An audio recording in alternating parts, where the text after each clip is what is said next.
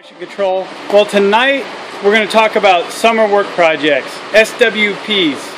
So I'm going to go over each of the major work items that we need to go through this year, kind of talk about them, put it all together in this video for you. I also got a lot of ranch work I just need to do around, so we're going to put it all together in a video, have a little Martian, homestead, ranching type of, here's all the stuff we get to do this year.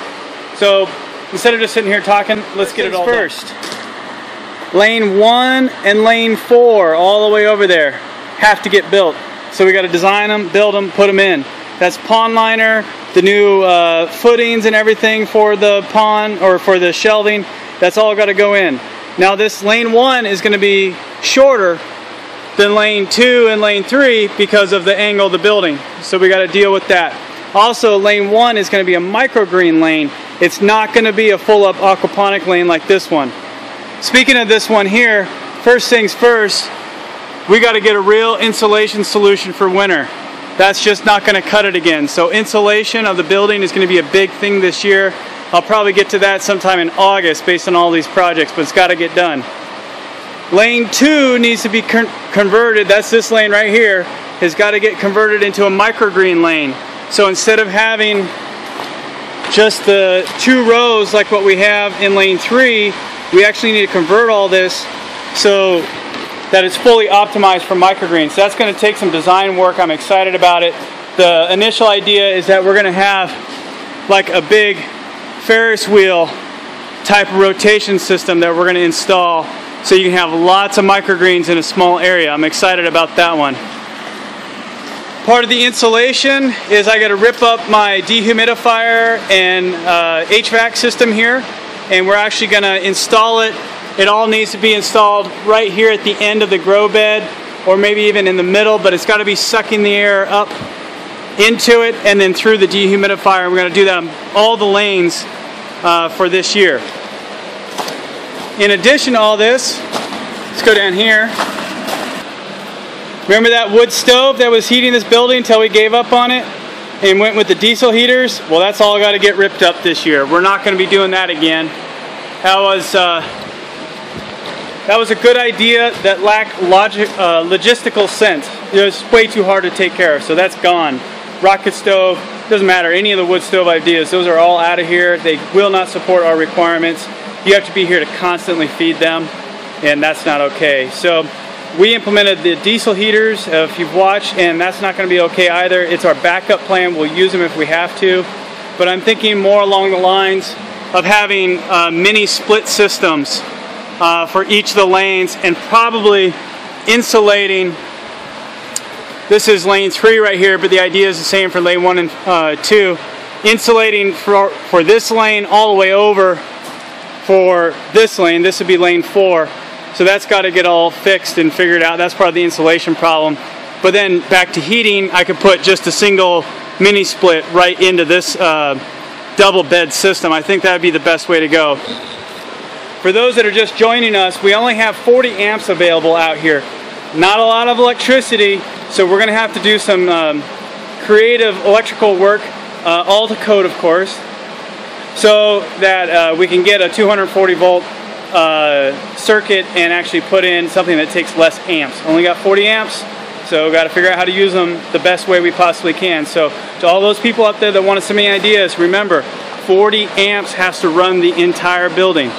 Now, part of the work that I'm doing right now in automation is I'm going to be putting in a sensor that actually detects how much electricity is being consumed in each lane right now. There's math that can tell you those things, but there's nothing like the real world experience, so I'm excited to get those numbers so we can see how much we really have to work with. Let's step into grow lane and talk about one of the problems in there. Okay, so I'm standing in lane 3 right now, and this is the double-decker lane. Before I forget, this is the Nemesis bed. Those following along, you know what I'm talking about. This is the bed. It's always giving me problems. This is going to get completely torn down and rebuilt this year to finally fix it the right way. So that's going to be a fun project. But the bigger project that's going to happen in here is lighting. So right now, I'll show you these lights a little closer.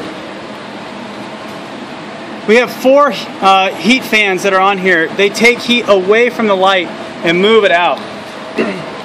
Those fans take electricity, and the motor that we have up there, while we originally thought it was a great idea, it takes electricity as well. So we have 1, 2, 3, 4, 5 motors right there that all take electricity.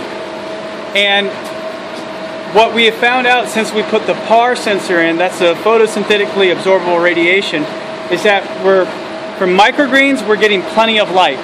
Plenty of light, no problem there. Microgreens are doing great. And they make the money, so that's a great thing to have.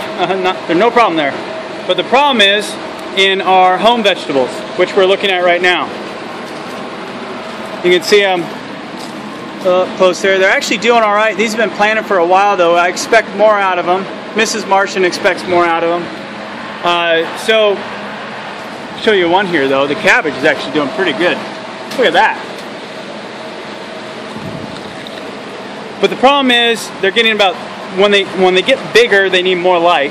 And right now, based on the initial math that needs to be redone again, and again, and again, I end up doing math like 4 or 5 times just to make sure. And I still like to test it. Based on the math, it looks like we're about 3 times short on the amount of light that we need. So we can run these longer, or we can change the way we're doing lighting. And I'll be honest, right now I'm kind of considering a custom LED job. We got a few problems here that might need to be looked at one time. A custom LED solution might help us out. Want to get rid of the motor, get rid of those heat fans, go with more of a solid state heat sink. We could even potentially use a water cooled system for the LEDs, and that would be very helpful in the winter time if we can combine, if we can gather the heat off the lights in the winter and send them down, send that heat down in the fish tanks or into the system here so it actually stays warmer. That'd be great.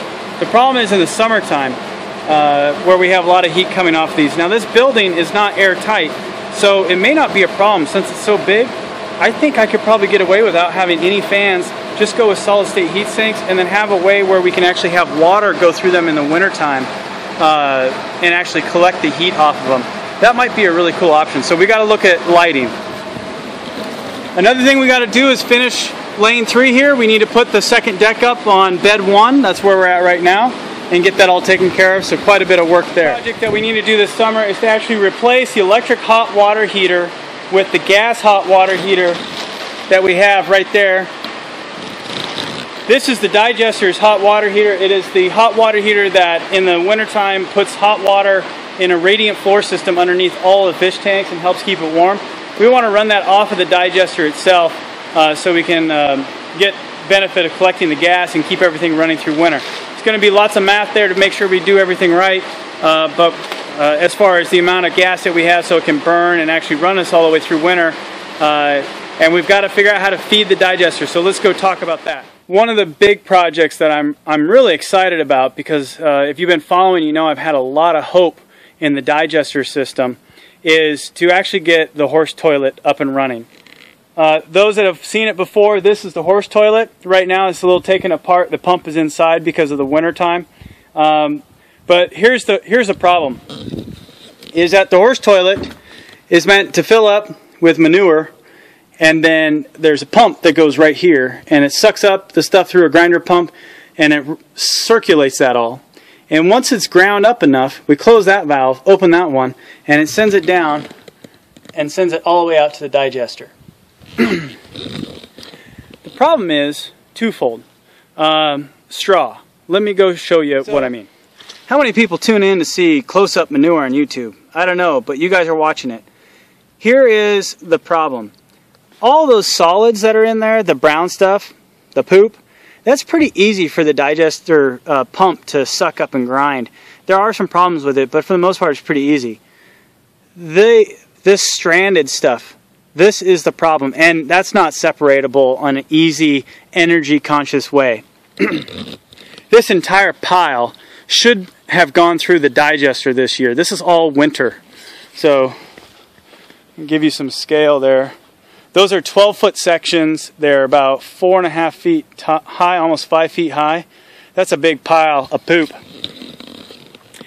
It's because of that grass that's in there, the hay that's in there, the straw that's in there, that you can't send it through the pump, because those little strands, they get sucked up against the pump and they don't break in and get sucked up. So what we need to do is create a pre-horse toilet processing station. And here's the idea that we have so far. Some of you have really been helpful in putting this idea together. What we want to do, get a better view here. Okay, so that door right there goes to the barn, and I pull in there with the tractor, I get my manure, and I back out, and right now I turn around and I dump it right there. That's not what we want to do. We want to back out, move all this stuff, drive up, and then right here where that lid is at, we're going to get that all out of there, and we're going to build a hopper system where you have a hopper, you take your bucket, you dump it in there, the hopper goes through a shredder, that shredder pushes all that shredded material, rips it all up really small so the pump can handle it, dumps it into the horse toilet, the pump turns on, and that's all going to be automated so you can control it from your tractor while you're doing all your work. That thing spins, does all of its work there to grind up everything, and then when you're all done, you come out here, hit that valve, and whammo, down we go. So again, we want to have a hopper that we can use our tractor bucket to load it with. That hopper feeds a shredder. The shredder then pushes everything after it's shred into the horse toilet, and then it can actually be ground up even further. So we're thinking through this. We really have to think not just of straw, but we want to put all of our food scraps in there from the kitchen as well. So lettuce, rinds, all those types of things, apple cores, what else would be a good example? I think apple core is probably a really good example of something that a grinder pump ain't going to do that. So we got to have the shredder system to shred that all up, turn it into really, really small pieces, like, you know, smaller than my fingertip here. And then the grinder pump can suck that all up, no problem. I've already tested that, and send it down in the digester. And then we got a good thing going, because all that little ground up stuff is going to digest real fast, produce a lot of methane, and that's what we want. So I'm excited for this project, but it's probably not going to be till July that we actually get to the horse toilet, just because of all the other things that I've shown you that I got to get through. There's so much. Hey everybody, don't go too far. We got a lot more SWPs to come.